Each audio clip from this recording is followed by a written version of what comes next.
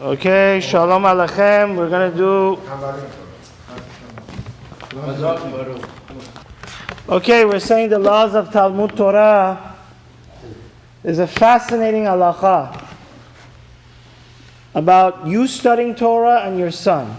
We said yesterday, to recap, that it says not only do you need to teach Torah to your son and your grandson, if you teach Torah to your grandchildren, it's like you accepted the Torah at Mountain of Sinai. Now in Halacha Gimel, Halacha 3, it says like this. Not only does one have to teach his physical children, but his spiritual children. If you're very intellectual, a chacham, a wise Torah scholar, then you have an obligation to teach Torah to all the children of Israel. Because the Maharal says a fascinating thing. It says, Torah siva lanu Moshe morasha kehilat Yaakov. Torah was given not to individuals, but it was given to the nation of Israel, the congregation of Yaakov. So it says, so if you're a righteous person, a Talmid Chacham, so what's the difference between teaching your own kids and your students? Your students are also like your spiritual children. So there's a fundamental difference, the Rambam says. He says, Chayav liskor, because for your own children, you have to hire money. Hillel Hebrew Academy, Tashpar, right, Rabbi Eli? It costs an arm and a leg. But for your children, you have to be willing. It's very expensive in today's day and age to be Orthodox Jew. That's why I think it's easier if we go to the Republican states, they have at least vouchers. Maybe Trump will get us federal vouchers on this second term. Let's hope, we can only hope and pray. But see, for your own children, you have to pay a lot of money in order for the teacher to teach them Hebrew and teach them Torah. But for your friend's child, you're only obligated to teach him for free. You don't have an obligation, moral Torah obligation, to go what? Spend money so your friend's kid could go to school. If you do that, that's even amazing. Now let's say if your father, like today, unfortunately in today's day and age, we have so many Baalei Teshuvah. We have millions of people, Baruch Hashem, in the last 50 years since the Yom Kippur War, that were not religious and now they're religious. So let's say your father taught you zero Torah. You have an obligation to go learn yourself. And now Baruch Shechayanu V'Chayamanu. You have apps like Torah Anytime, or Baruch Hashem, I have like 508 lectures. And there's thousands of rabbis. If you want to learn Torah, you can listen to literally millions of hours of quality Torah. No excuse. No, you have no excuse, exactly.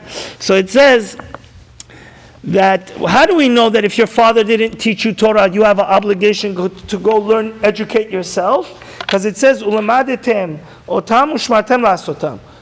The whole goal of learning Torah is so you be expert how to do the mitzvot, right? If you don't learn about tefillin or kosher, are you going to do those? No.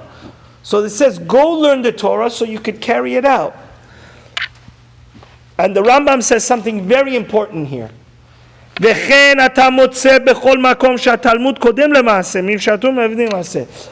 you have a chance to learn Torah or do a mitzvah, what's the precedence? Learning Torah. You know why? Because the more you learn, the more you could do. If you only know the 10 commandments, you're only going to keep the 10 commandments. But if you learn the 613 commandments, then you're going to do what?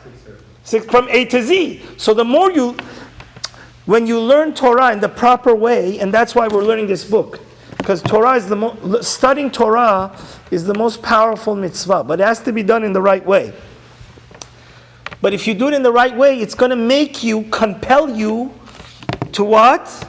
Carry out more mitzvot. But if you keep mitzvot, is it going to compel you to learn more?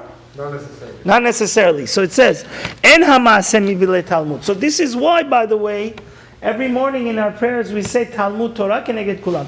There's a lot of fascinating and wonderful mitzvot, like honoring your parents, and doing what? Giving tzedakah. And like this week, Abraham Avinu did what? Hachnasat orchim, right? He allowed the 3 angels to come in, even though he was 99 years old and he had a very painful, in his most private place. But Talmud Torah keneged kulam, because the more you learn, the more you potentially now are ready to do. Right? Ignorance is bliss. If you don't know, then you just think everything's honky-dory. But now that you learn more, you're able to. And we just do one more halakha and call it a night. Hayahu lilmod Torah. This is one of the most fascinating halachot I've ever learned in my life. It said, let's say you have an opportunity to learn, and now you have a son. He's like a very good boy. 10 years old, he has an opportunity to learn. You take precedence, right? So if for example, let's say you grew up as a Russian Jew, you know zero. Now your whole family is coming back to the light of Torah, and you're basking in the glory of keeping all the commandments of the Torah. Now you only have a limit, right? Yaron, we don't have unlimited amount of money, unfortunately. So you have a limited amount of funds. Who takes precedence to, you could hire a tutor for yourself or your kid? Who takes precedence? Your kid. No, yourself. It says yourself. Who called them the book? But it says, let's say you, God forbid, the Torah goes in one ear, comes out the other, right? It's like the daf yomi. Do you go through the daf, or the daf goes through you? So it says, if you chas v'shalom, you don't have a good memory. Everything you learn, it's like getting what? Washed out. But your kid is a genius. Everything he remains. So from here, we see a fascinating halacha. It says in the case that your kid is smarter and more wise and sharp than you, you have to use your money to what? For your kid. Right? Obviously, if you have enough money, you could find a tutor for yourself and your kid. But if there's only a limited amount of money, who takes precedence? No, if the kid is smarter, the kid is first. So you see, I wanted to say pshat here. Because Torah, obviously we want to make this family more of a family that's holy. The ultimate goal is that there should be more Torah in the nation of Israel. There should be more wisdom. If everything you learn you forget, but your kid is able to retain everything, then therefore you would have to not spend money to tutor yourself, but you get a higher tutor for what? Your child. He takes precedence over you. And it says, so it says, but let's say, so now don't have an excuse like Obama to go play golf the whole day. Now that you hired a tutor for your kid, you say, I like to be ignorant. Ignorance is bliss. He says no. Even if you're spending all the money and effort on your kid, because he's smarter, still you yourself should learn as much as you can. You should never waste time. Wasting time is wasting life. So even under these circumstances that your kid is smarter, you should try to what? Educate yourself as much as possible. Because the same way that you have to educate your son, you have to educate yourself. So it's true, unfortunately, you're less wise and smart and IQ than your kid, and your kid remembers everything, you forget everything, but still under these circumstances, you should try to do the best.